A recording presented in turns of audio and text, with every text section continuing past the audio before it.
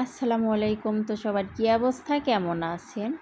কিছুদিন ধরে ঘোরাফেরা করে তো আজকে ছোট্টখাট্টো একটা ভিডিও নিয়ে চলে আসলাম। আমরা যেভাবে হোটেল থেকে ভোলাগঞ্জ গিয়েছিলাম, তো সেইটা মিলিয়েই আরও অনেক কিছু আছে, দেখতে পারবেন অবশ্যই ভিডিওর শেষে। একটু ধৈর্য সহকারে ভিডিওটা দেখবেন।